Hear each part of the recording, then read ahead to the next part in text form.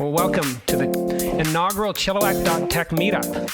It's wonderful to have everybody back in live and in person. I'm feeling pretty nervous. We've been doing so much online. What I noticed is that names aren't showing up in front of you, so I had to get out some stickers, so those virtual Zoom labels on top of us. So we're starting this fresh, but really it's about connecting, educating, and helping with the local tech and entrepreneur community. And we have some wonderful sponsors that have rejoined us, Chilliwack Economic Partners, Chilliwack Innovation Network, and the University of Fraser Valley. And then on the partner side, we've got Cowork, Chilliwack, Currency, and Wisebox helping out to make sure that this is happening and getting it going again. So I'm pretty thrilled with the support we already have.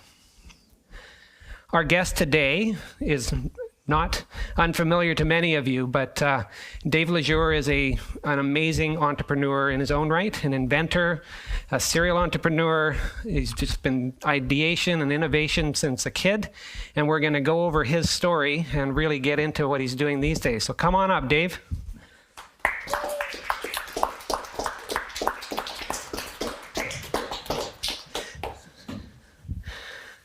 So good to see you. You too. And I know you've been busy over the last 2 years. You just haven't been holed up doing nothing. No, far from.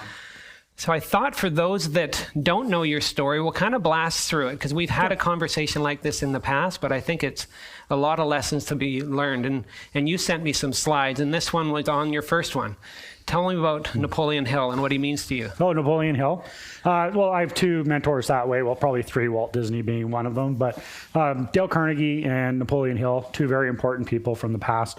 Napoleon Hill was actually commissioned by Andrew Carnegie, the richest man at the turn of the century in the United States. He owned the United States Steel Corporation, who was responsible for putting the railway basically across the continental United States. And he hired, or didn't hire Napoleon Hill. He said, I'm not going to pay you anything. You're going to do this for free. It's going to take you probably 25 years. But what I want you to do is I'm going to introduce you to presidents and things of this sort, and some very influential businessmen, from the time, and allow you to interview them. And I want you to capture what makes people successful, so that when they die, all this knowledge isn't going to the grave. We can actually pass it on to the world. And there's a book Napoleon Hill wrote called Think and Grow Rich that I think everybody should read. It's very enlightening as to your take on what success is about and what drives it might be different than the next person. That's kind of what the book's all about. So. Well, from the very get-go, you've been in an entrepreneurial family. Yeah. I mean, there were self-starters, self-employed, and I think that really rubbed off on you. Tell me about this picture. Well, that's the gas station I grew up in. My grandparents owned it, and my parents worked there as well when they got married when they were young. They went to Chilliwack Senior, which is, I don't know, a quarter mile down the street there. That is 41.9 cents a gallon. Just so you know, that's not a liter. I grew up there and slept in a little cardboard box behind the cash register. And I used to go to Central Elementary and after school from kindergarten, because just for kindergarten, I'd ride my bike there and I'd run the cash register or pump gas or fill oil bottles or dust shelves or sweep the floor or whatever. And kind of learned my work ethic, I think, there. And the entrepreneurial thing. It's always been in my family. Yeah. And that really dovetailed into this story. Yeah. I mean, this was a relative as well, wasn't it? That's my grandpa, Joe Skillen, who started his tree topping company when he was 55. So most people say Freedom 55. He was starting a tree topping company, which if you're from Chilliwack, you would know of that company, especially if you're a long-time resident. He was the pinnacle guy in Chilliwack with the largest tree topping company, very, very successful. And I got to work with him for about 5 years, tree topping. I learned a lot, good old school integrity, work hard stuff. And to give you an idea, in that picture, standing on top of that tree at 50 feet, he's 80 years old. Wow. Yeah, he retired at 82. 2 years after that, he retired. Yeah. Amazing. Yeah, amazing guy. So you're also into music. Tell me about this. Yeah, so that is a company I had called Raztap Productions, and we wrote radio jingles, and most of them for some Chilliwack businesses, prominent Chilliwack businesses. Yeah. So what was your musical instrument of choice? Oh boy, it's Keyboard? Hot. It's hot in here. You need a fan in here too. Just saying. Keyboards. I started piano when I was 7, and I play drums, and I compose music, and this was a company I started that wrote radio jingles to make some extra money when I was younger. Do you keep up with that at all? Or? Not as much as I should, or would like to. Yeah. Someday you'll carve off some time, I'm sure. Exactly. Well, then from there, you got into mining. Yeah. I had a mentor that owned a gold mining exploration company. It was a publicly traded company. And I used to manage property down in Nevada. I did it for about 2 years over a 5-year period. And a little town called Manhattan, Nevada, dead center in the middle of Nevada. And it was a great experience. Big responsibility. It had to be independent and take care of things, right? You're kind of sent out to take care of things and make sure that things get done. And so how old were you at this point? Geez, I'm probably in that picture there. I'm going to guess 22, 23. Wow. Yeah. Well, that was a long time ago. Yeah. And what were you mining? Gold. Yeah. Okay. And were you successful, or were you actually getting gold out of the ground? Mining exploration company. I learned lots of things about infighting within a company, boards of directors, people burning each end of the treasury candle from each end. I learned a lot of things to do with that, and with no disrespect to any of the people that I worked with back then, I also learned a lot of things not to do. Yeah. Well, then your first real, I shouldn't say first real, but this was an idea you had to create a folding wheelbarrow. Tell us about that. Yeah, so it goes back to my grandpa. So we'd always go around to, to these jobs, and every now and again you had things you needed to move, right? Big pieces of wood or whatever. And, it's pretty hard to haul a wheelbarrow around. So he just said, I wish we could, because we borrow them, and sometimes there wasn't one there. And I said, hey, wouldn't it be cool if I could invent a folding wheelbarrow that we could bring along? He's like, that's a great idea. And, well, they say necessity is the mother of all inventions. So the idea sprouted, and my one of my friends said, hey, Dave, I kind of got this idea for how we might be able to do that. And then we sat down and we brainstormed it with some cardboard on the floor. And then we built this little prototype. It's a pillowcase for a tub, MIG wire across the top. I think it's 3/4 inch square tubing or 1/2 inch square tubing, and a hockey puck for the wheel. And what it did is it just proved the concept of how it would fold and get the basic premise. So minimally viable product. Like that's the epitome of that. And phrase. were you into drafting and design in high school, or how did you get you just figured this is a problem and I need to figure out how to solve this? Yeah, I downloaded a trial version of AutoCAD. Okay. And set the clock back as I needed to in my computer. And just learned. Just kind of sat down and just started learning CAD. Cool. And this is a little bit of progression of how it came together. And first prototype. That's the first actual full-size prototype. Got it. We filed some of the IP around that. The first patents. And were you funded at this point, or this was bootstrapped in the sense of the words we use today? Funded with the promise to bootstrap. Okay. Which you should always do, especially with a risky business like this. I was talking with somebody earlier there about treasuries and how important it is to preserve them, and it's not your money you're spending. Right. It's not. They've trusted you with it. The first investor for that was a local guy. We're still really good friends, and he kicked in $25,000, which was towards the first patent and building that prototype. Yeah. And then you started to commercialize it. You manufactured it. Yeah. So this is the next version of it. Built our own little brochure. We did a licensing agreement with Erie Wheelbarrows out of Ontario, which you see the Erie Wheelbarrows all over the place. And learned some lessons there. They were good guys, but we weren't philosophically aligned in the end goal of the product, and that did cause friction. I think before I would have blamed them. Today, being a little more mature, I blame us. Like not us as in our side, but us as in a whole for not really digging into to do it. But that prototype, we launched that very unit there at the National Hardware Show in Chicago. Actually, I was on Good Morning America with that very unit right there. Wow. Yeah. Brian Gumbel? I don't remember. All I know is I had a mullet and I was dressed good. So okay. Yeah.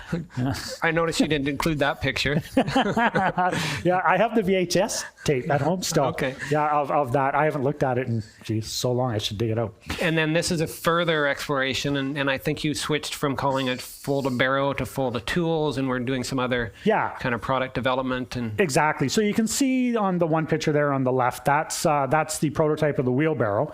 But as we were developing it, we started to really realize in the costing of it to compete that it had advantages for sure, but people typically at home had space to store their wheelbarrow. So it was kind of a niche kind of thing. And the price point was about $150. So the margins were really challenging and what we had to do to actually have a viable business. So we thought about it and said, well, what would be, we thought our way through it. And it turned out that Rubbermaid had their 9 cubic foot big lawn carts that they used for equestrian. And they sold for about $300.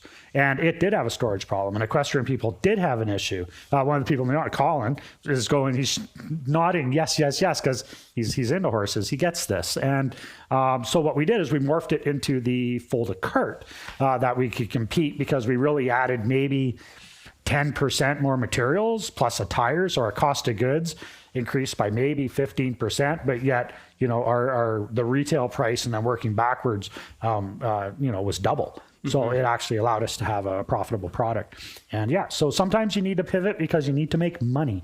You can't get stuck too much on your noble causes. You have to actually make money. So that's why we did that. And then you were doing the trade show tour and well, that actually is our very first fold-a-cart sale, that picture there. Okay. It's my family before the third one came along in the back there. And we called it Fold the Tools and started at Heritage Park. That was our very first thing. We just showed up and put a table up and started selling at the thing and actually made a little bit of money. Just kept going from there. Well, then you kind of came to an end with that product. It didn't necessarily go exactly where you needed it to go. Well, all truth being told, the recession took it out at the knees. Let's just be honest here. Fair enough. I don't hide from that. We had a factory set up in China.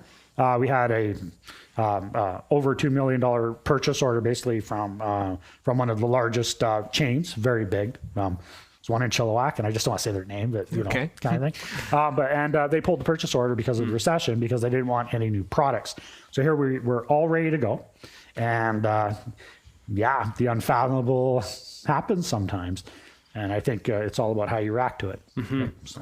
And so at that point, you started to percolate again, looking for, I guess you're always percolating and multiple irons in the fire and just seeing what comes up. But I know that this really struck you. Yeah. So the thing is that it wasn't like that happened and then, I got to find something else.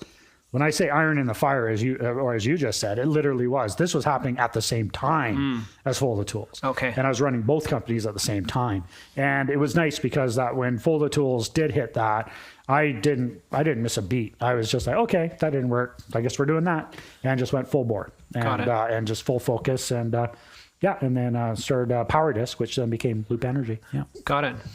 And so what is this photo we're looking at? It's took my son up for a flight in the plane, just for that, to take some pictures. And that is Chilliwack. And that is smog. And it growing up here, so beautiful. And what do you say? Like when you can't see the mountains, it irked me. And I always thought I had, something inside that if I really wanted to dig in and maybe solve a problem, I could maybe do it. So that was a very motivating picture to dig in and just maybe one day I can do something about that. So you stumbled on or researched and found a potential solution to that. And again, going back to high school, were you into chemistry, or were you just scratching an itch, or where did this come from? Yeah, that's a really good question. I've always liked to invent and solve problems. That's probably the best way to say it. And I had been introduced because of Ballard Power to fuel cell technology here, in this area. And I happened to get my hands on a little fuel cell stack with a sticker that said "Do not open." And anyway, we'll just leave that one there. And I started learning about fuel cells, going through the patents database and seeing how they work. And it's also because this company, that was a local company. Well, they weren't a local company, but they were raising money here for some reason. They're actually from the States. And they were kind of in Chilliwack, and I ran across these guys and invested a little bit of my money into their company. And then as I started to realize how naive I had been when I invested that money, I started to realize they had the idea was good, but the way they were doing it didn't make any sense. It just didn't make sense. It wouldn't work. So we came up with our own kind of idea, and that was kind of the start of solving that smog problem. And so that was initially called PowerDisk, and you had this pizza-shaped concept. I know you've spoken about that in the past. And so we called it the PowerDisk engine, the integrated hybrid fuel cell engine. And the whole idea was to integrate PEM fuel cells inside an electric motor and make it one device. Today, would I embark on that knowing what I know? I don't know. The inventor in me says maybe, right? I don't know. But very, very complicated. We were definitely very naive. But the outcome of it was, as you said, a trapezoidal fuel cell stack or fuel cell plate. And at that time, really not really any idea the implications it would have other than, oh, look, we can put them in a circle inside an electric motor, solve that problem. And then we had that concept. We built the fuel cell. And and then went to the next step after that. Just to give a time frame, what year was this approximately? I'm going to say this is 98. 98, okay. Yeah, 98 to 2000 is around this pictures. That first prototype there on the right, that's the very, very first, what I call the Power Wedge fuel cell, is a single cell. It's probably 2001. So you would have been late 20s-ish. Yeah. Yeah. Because I think people have this misnomer that they hear about something and you hear about the overnight success and so forth, but most toil away for many, many years until it reaches commercial viability or the idea actually sticks and people, because it seems like this concept was very much ahead of its time in many ways. So.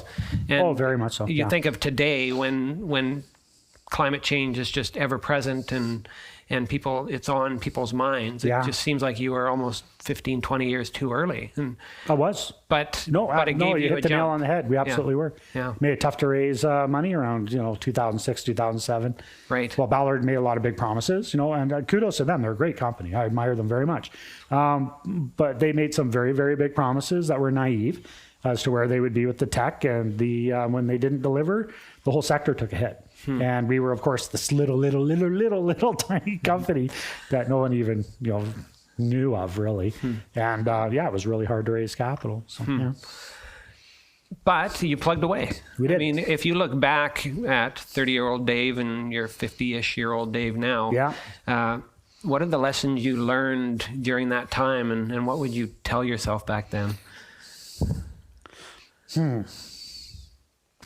Wow, that's a deep question. What would I tell myself? I don't know if I'd change much, and because of the outcome. Right, we made it against all odds, so I'd almost be afraid to tweak a dial. You know what I mean? For the sake of throwing it out of sync to where we arrived. I would probably say the one thing would be not to trust an expert just because they say they're an expert.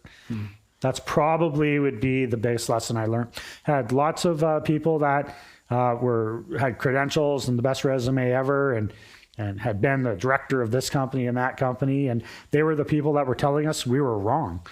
And if I would have listened to those experts, I wouldn't be sitting here with you today telling you we were right. Got it. So, yeah. And really, it was a local, really good news story. I remember seeing it pop up from time to time. I was seeing Jennifer Feinberg, still a reporter at the Progress, doing a story on you, and then another story and another story, but you just really kind of plugged away at it. Yeah.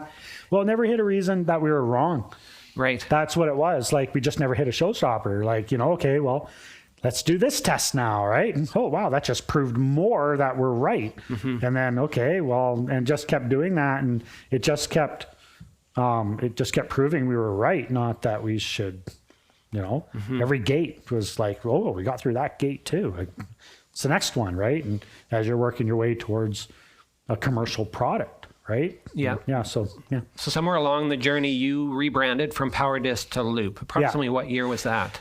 2016 would be my guess. Okay. 2016, I think. And you also, I think, had some self-realization that if we're going to go to the next level, I need to surround myself by people more senior and entrenched in this industry and that can take it to that level. Yeah, well, we started with the National Research Council Institute of Fuel Cell Innovation. They're located out near UBC. They were a facility put in place with researchers and engineers, about 70 of them, and all the equipment, labs and stuff.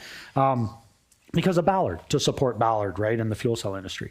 And so we were very, very fortunate that this infrastructure and this talent pool happened to be developed here. And if it hadn't have been, considering the costs that would be involved in all the things to even fathom doing what we were going to do, I don't think we'd exist. Like the timing and just the location and so many things lined up, so many planets.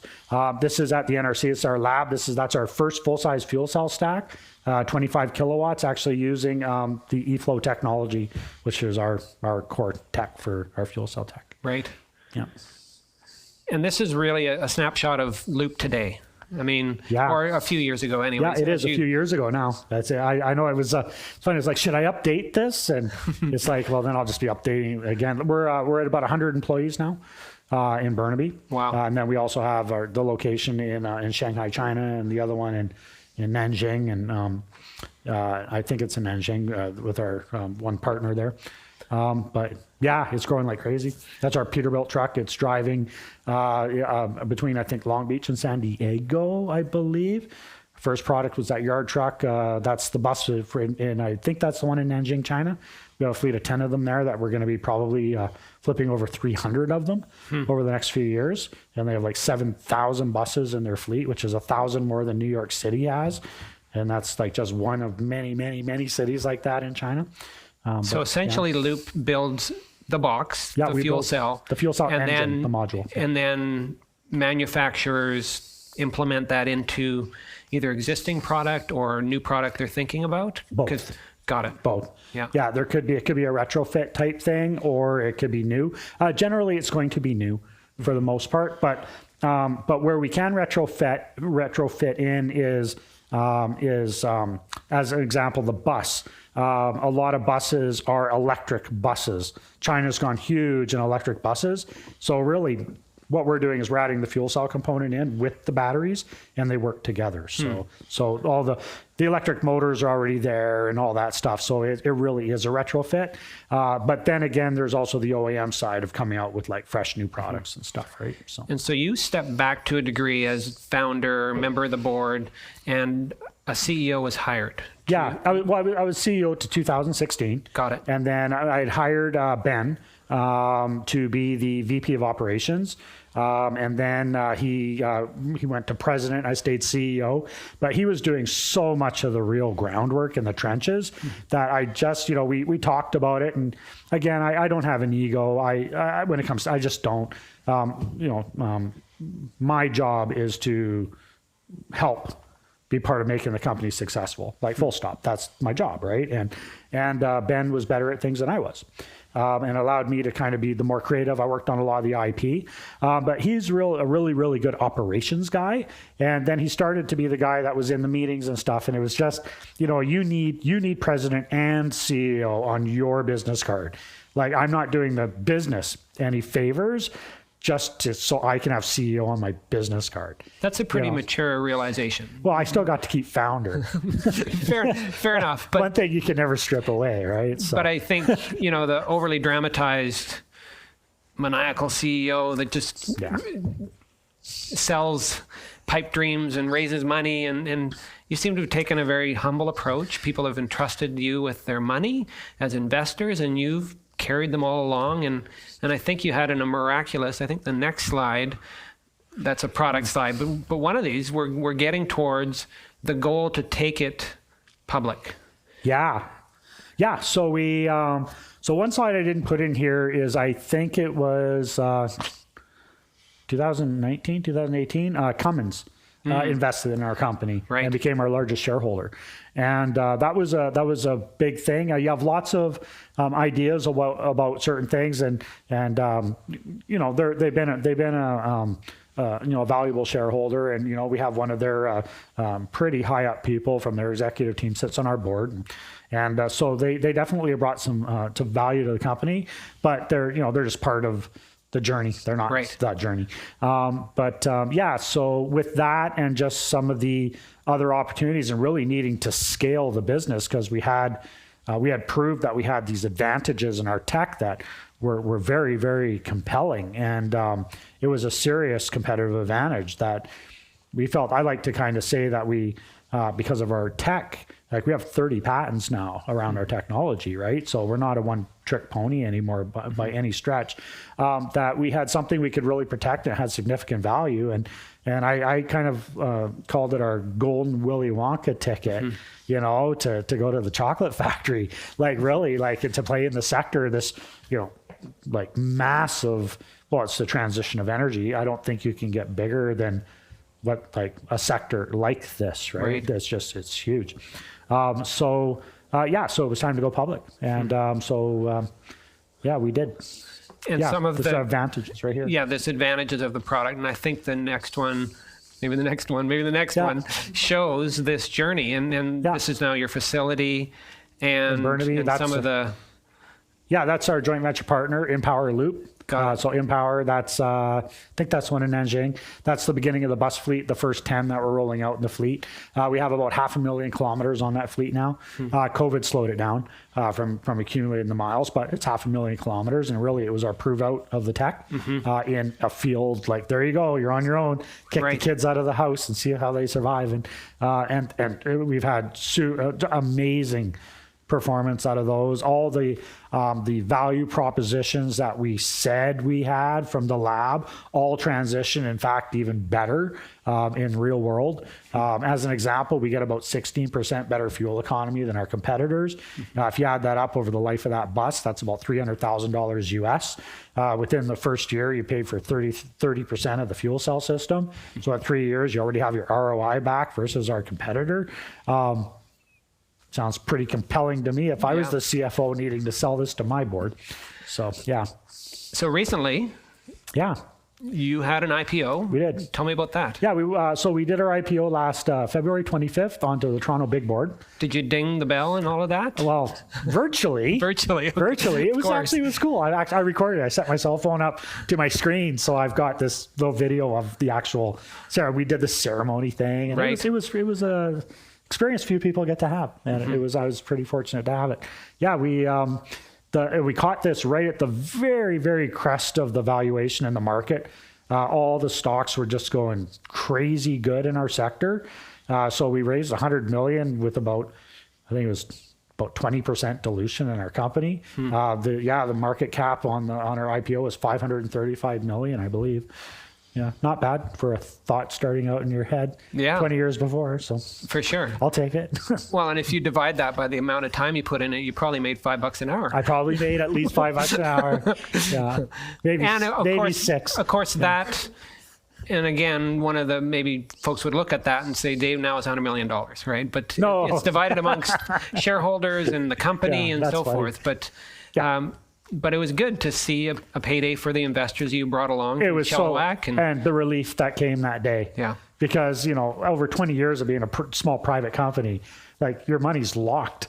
Like when you gave it, like you're like, when we're going to get I don't know. Like you don't know. Yeah. And you just hope for a day like that. And the day that went, it was kind of like, hey, this is a bus stop. If you want off the bus, and if you don't get off the bus, you want to go to the next one. Don't blame me if whatever happens between this bus stop and that bus stop. You had your chance to get off the bus, right?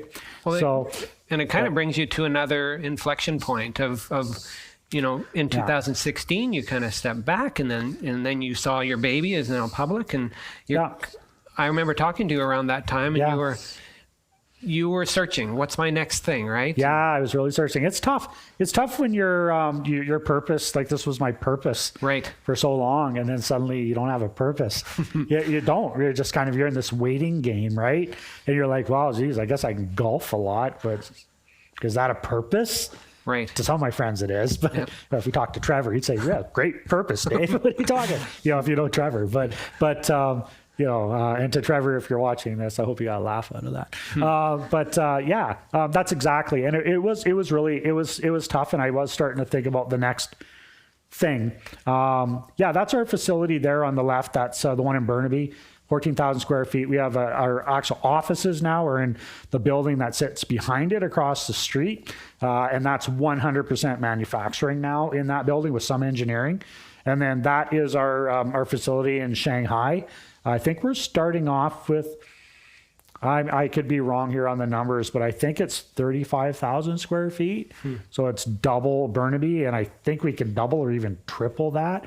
I could be wrong on that. I might be not correct, but yeah, those are our two main facilities at this point. Yeah.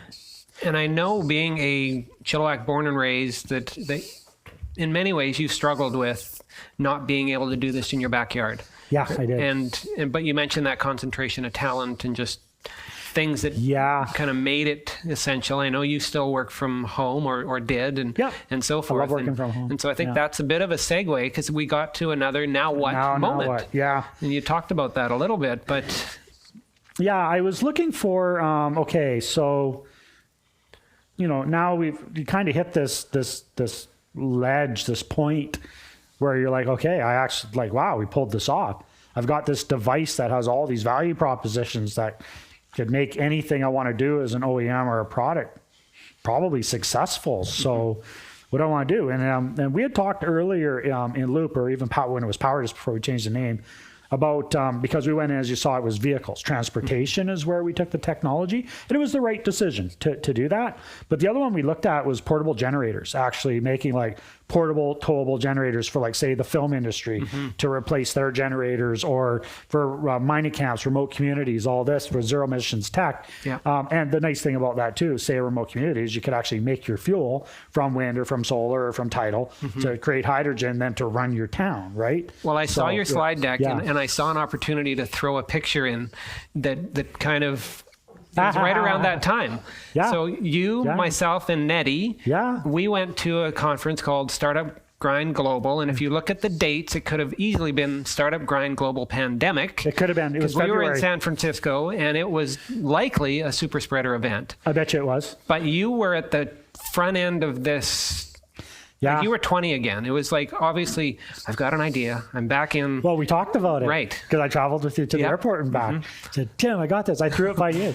And it was in that theater. Probably could almost, Well, you should almost tell the story how that went down. No, it was interesting because you were psyched. You were back to, okay, I've got an opportunity to do a startup again. I've got 30 years of learning. And it was a different kind of spark. But, it was. But yeah, I saw like a light bulb over your head that entire trip. Yeah, it's interesting. Yeah, it was really it was a nice feeling to have that, like you say, spark, that drive inside again. Because I truly I have no problem saying I felt lost, just lost, because you're like, literally, what do I do?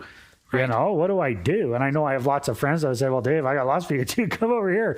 Right. But I was just searching, and it was a tough time for sure.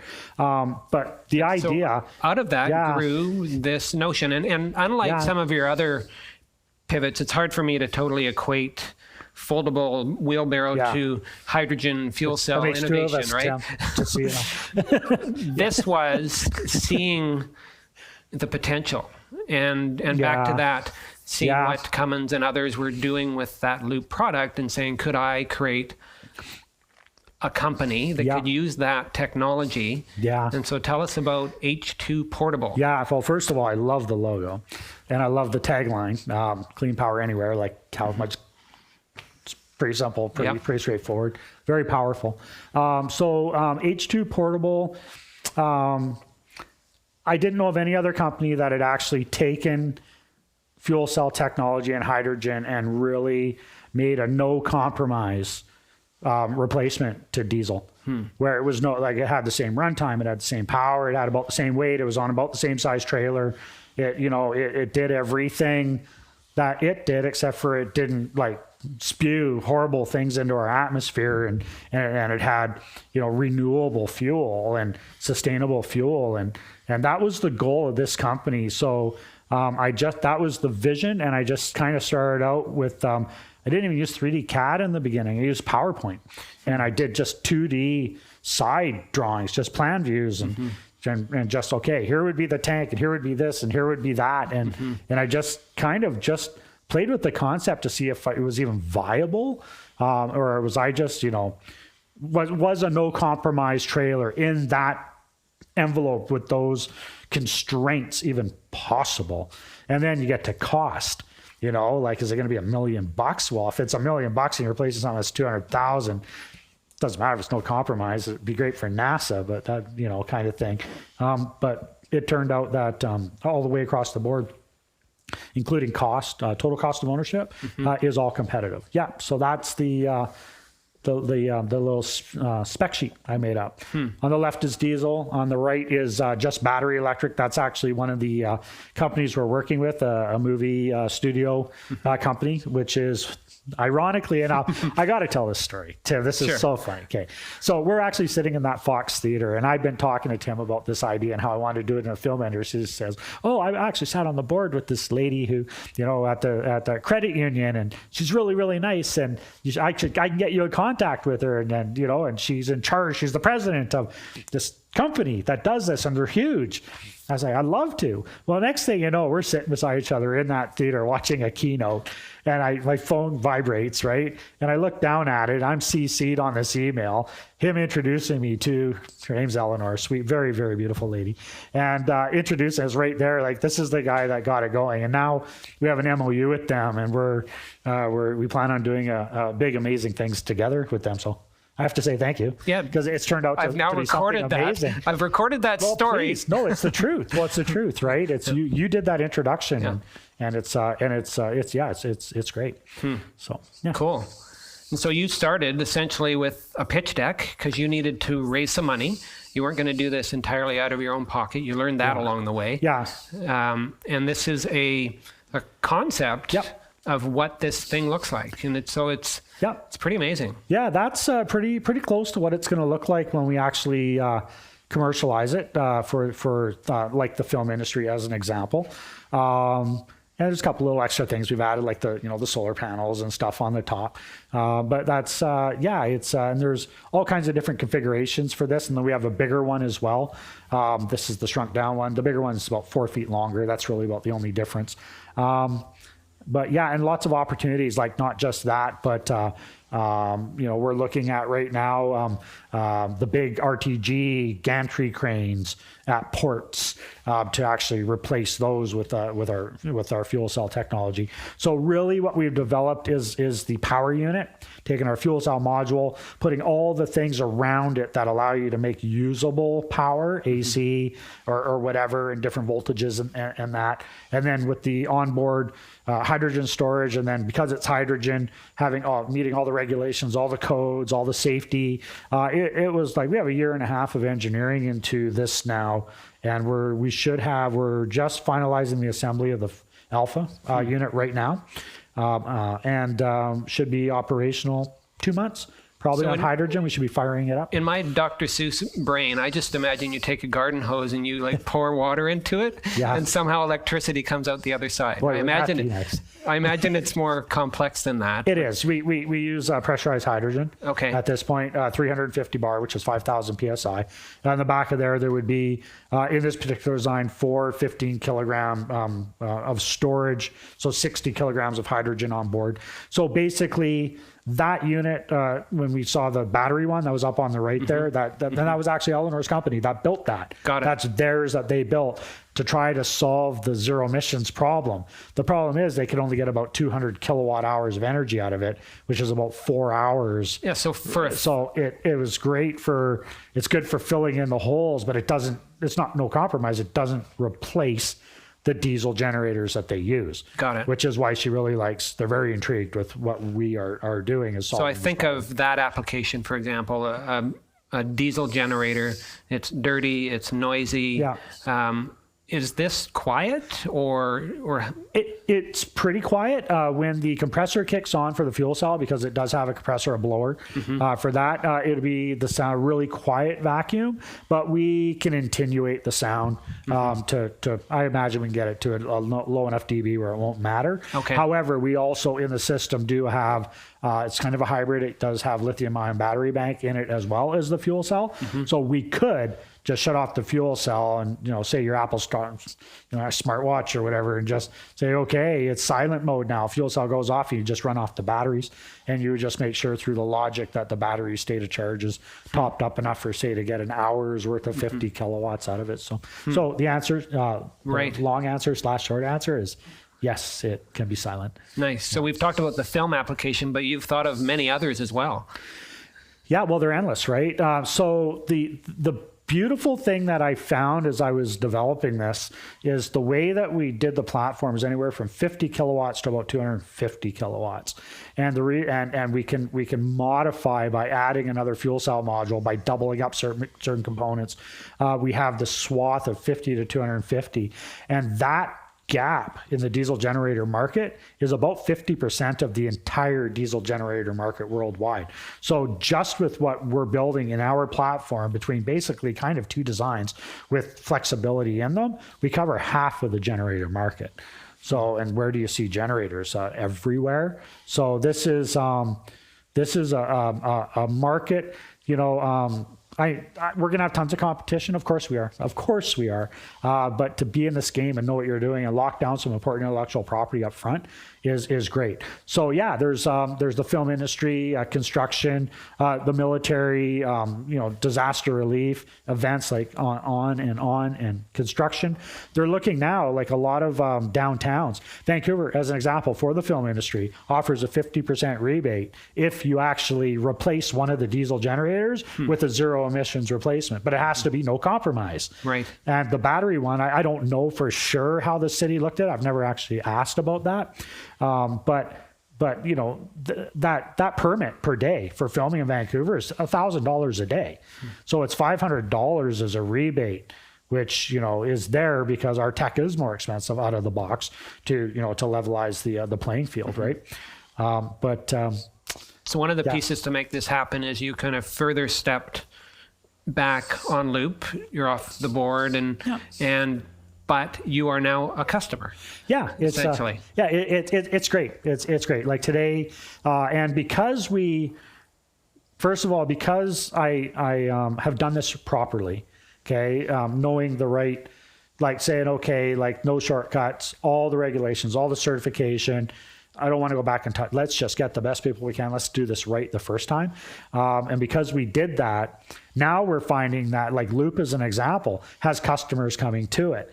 And I've got a pretty good relationship with their chief commercial officer there. And I was just with them this morning in Vancouver, and they're now having people come to them saying, "Oh, we want to build fuel cell generators, like for whatever application." And they think that generator is just the black box. They don't understand it's all the other year and a half of engineering that we've done of everything that goes around that black box to make it an actual viable product for that application. So Loop is actually now, like they're pointing the customers that are coming to them for the fuel cell, they're pointing them to us, saying, talk to them. They've got the solution. So it's working out really, really well. Nice. Which has led to another partnership. You've been very good at navigating what I can do myself, how do I form partnerships, and most recently you've gone into business to a degree with Tycrop. Yeah, and I'm wearing the same shirt as in that picture. Isn't that awesome? I like those shirts. So that's Gary, or Scott, excuse me, Scott Mason from Tycrop. Tycrop, 44-year-old Chilliwack company. If you're from Chilliwack, you know these guys. Gary Tycrop started 44 years ago building agricultural equipment, trailers and that, and they specialize in really complicated industrial equipment mostly on mobile trailers for the oil and gas industry, for all kinds of different sectors. And it was actually SEPCO. hi Sepco in the back there, that really saw the pieces of our puzzle and their puzzle and said, hey, you guys make a nice picture together. We can put those pieces together. So we, Scott and Gary, that's Scotty's the CEO, been for about 30 years. They came and saw what we were doing, had a discussion, and thought about it for a few months, and then came back and said, let's start figuring out how we can work together. Because, like I mentioned, they're in the oil and gas. A lot of their product goes to that. And, my truck runs on gas. I'm not going to get on anybody for that because I'm in the fuel cell industry. I'd be a hypocrite if I did. I can't wait till we can transition as a planet. I think we really, really, really need to. But we all, still the fossil fuels for a while. But they realized, I think, that hydrogen and the trend was into the future, and really a lot of their legacy stuff wasn't, right? So it was good for now, and they need it for their business, viably. But really, we gave them a opportunity to take this 44 years of this amazing machine that they had built. Like, they're not just in Rosedale, they're also in Sardis, which whatever, it's Chilliwack. So, but they're in Calgary, and they also have 100,000 square feet of manufacturing down in Texas. So they have 400,000 square feet. They know what they're doing. All the infrastructure is in place, all the systems, all the sales, service. It's just all engineering. It's all there. So we have a shop out at Tycrop, and that's where we're building the unit right now. And we work with their engineering team, and we've integrated everything that we're doing with them so that eventually what we do will kind of meld into their business. And then we, I remember at one of our very first meetings, like jokingly, but not jokingly, because they knew I'm a funny guy, but sometimes I kind of like wrap the truth with a joke. And they're like, so where do you see this business go? Like, what do you see, Dave? What's your vision? I said, oh, I don't know. H2 portable sign out in the front of your building at the top there kind of thing. Good laugh. But I was serious. I do. I see their facility transitioning over to H2 portable. And I think they actually see the same vision. Well, looks like there's sign panels. You can just climb that up pretty easily. Yeah. What I love is it's full circle. This is the Chilliwack Tech meetup. Yeah. And you're actually doing this in Chilliwack Tech, which is amazing. So well done. Thank you. A lot of fun. You've got 3 lessons you've learned along the way that you included. My little 3 lessons. Yeah. So what does it mean to be an entrepreneur? Yeah, it's the privilege of sharing a vision, right? And that we all have the mutual same vision. I think it's really important for especially leadership. Leadership, that's not just about being an entrepreneur. I could also say what being a CEO means to me. And I would probably be the exact same 3 things, right? But it really is your job as being part of that is to motivate other people, but also to give them the space to motivate you, which is kind of what the second one is, right? That's why I said it's to inspire, but it's also to be inspired, right? Make sure you got those people around you that you want to work with. You enjoy being there. You know that if you've got an issue, that chances are you got the right people wherever you're going that are going to help you solve it, right? And then, of course, the last one, which is what it's all about, is making it happen, making it real, right? And for me, that is the fun one. Yeah, that's where I get my buzz. Is the bottom one. Awesome. Well, fantastic. Let's hear it for Dave. I've asked him a number of questions, but I'm sure you guys have some as well. Colin, you've got a mic there, so you're going to say the first one. I'm going to just take the first question because I have the mic, as you said. So I've been asking this, Dave, for, I don't know, maybe 7-8 years, but when can I get a small enough unit to fit into my 240? Right now, but I'm going to charge you more money than you want to spend on it. Yeah, just when? Well, technically, you could go and you could buy a Toyota Mirai or something, and you could swap it over, and you got one. So it could be today, right? But for our system, I don't know. I would say probably where it's mainstream like that, but it's still a bit of a prototyping kind of thing. But like I say, you could do it today if you want it. If you want to go to Loop and say, I'd like to, buy a module and do all the engineering and that, you could do it today. What's the smallest dimensions of the smallest unit that Loop makes today?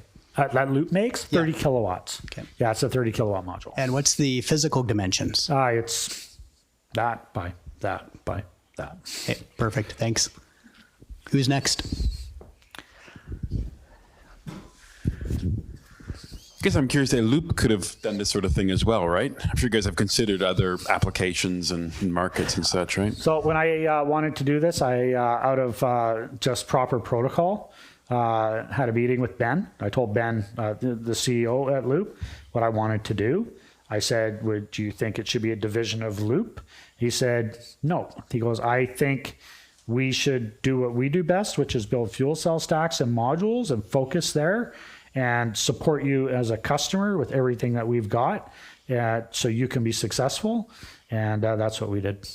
So would it help as a public company if they had the kind of revenue opportunity we have, considering what we sell is, will be like $250,000 versus say $50,000 kind of thing? Because they're a component in our box, right? Yeah.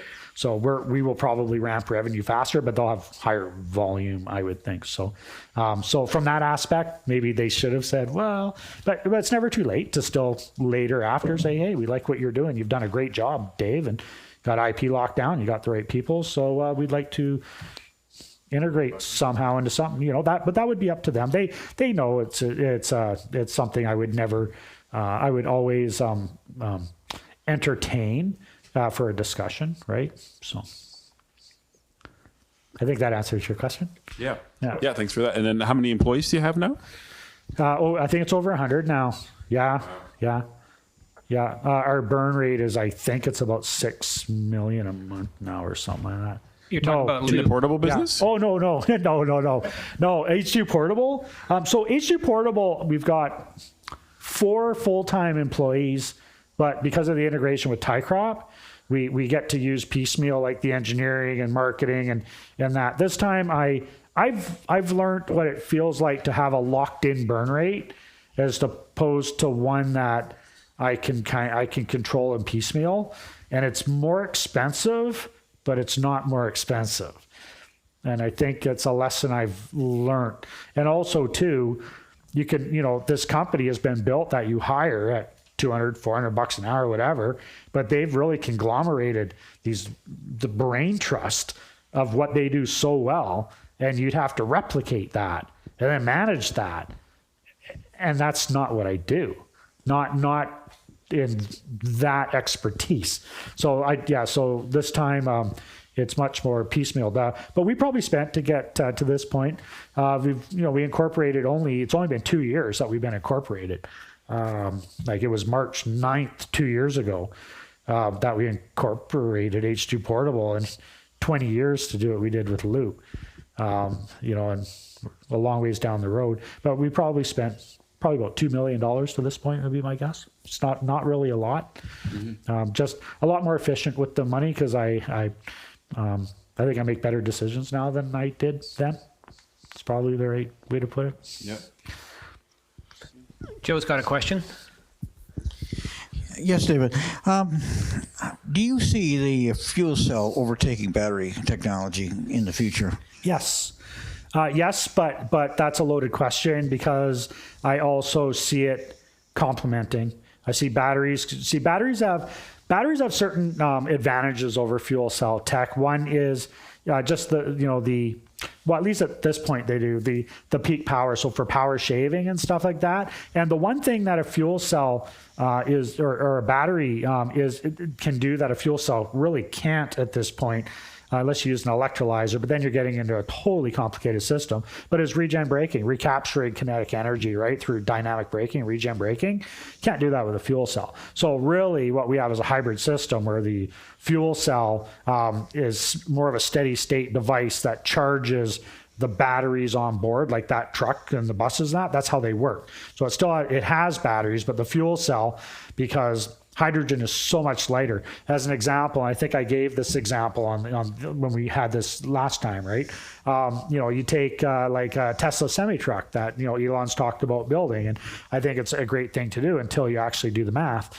And then you start to go, I wonder, because, it's 500-mile range, but it takes about 2 kilowatt hours of energy to go a mile with a half-laden truck, like half-loaded payload at that size, which means that's 1,000 kilowatt hours. And then I probably got to leave about 20% state of charge. You don't take 100% state of charge. So now I'm 1,200 kilowatt hours. And then you figure it's about 8 pounds a kilowatt hour for a Tesla battery. I'm getting to 6 tons of batteries. And really, that is a fuel tank that from the second I took it off the lot to the second I throw it in the scrap yard, that it doesn't matter if it's full or empty, it weighs 6 tons. And that's payload. And the margins are so thin on trucks, or you could have more passengers on your bus, or you could get more range, right? So that's where the fuel cell comes in, is the energy density that it can put on board for range and batteries, the weight and the size and all that, and the charge time. Like, we can, that's one of the big advantages, as an example, with the battery version that was up there versus our fuel cell. That battery, even though it only has so it has about 200 kilowatt hours. That trailer has about 1,200 kilowatt hours. So we have about 6 times the amount of energy on board that trailer. So we can run 6 times longer. And we can fill our trailer up in probably 15 minutes will be the fill time, as opposed to 200 kilowatt hours. Even at a fast charge is going to be, if you could get to a 200 kilowatt hour fast charger and just let it go full, like that's an hour, but it's not really the way. It would be like 2 or 3 or 4 hours. So it's, so that's the advantages. So that's why I say they work together. That makes a lot of sense. The economics of combining battery technology with fuel cells, say in automobiles. Yep. What is the cost breakdown compared to what pure battery technology? Yeah. That's a great question. So I would say right now, battery technology for vehicles, passenger vehicles, I think is the right way to go right now. I think with people being able to charge overnight and they're and charge while they're at work and all that. Yeah, it's the problem I just said about the charging and versus fueling. Yeah, in some instances, but let's face it, the world's working pretty good just doing this charging. The issue, though, is really comes down to the grid, the infrastructure of the grid, where you're suddenly taking all this energy and liquid fuel and you're putting it on the back of the grid, and you're saying all these gallon of gasoline has about, I think it's 33 or something kilowatt hours of energy in it, and 25% efficient, say 30% efficient, say a third in a car, and I'm being very, very kind saying that, that's 10, 11 kilowatt hours out of that 33 that's actually becoming energy. So you're taking now that 11 kilowatt hours of energy from the fuel that's using to run your car, turn the crankshaft, and you're now taking that and you're putting it on the back of the grid times all the cars out there that we want to do. I think it's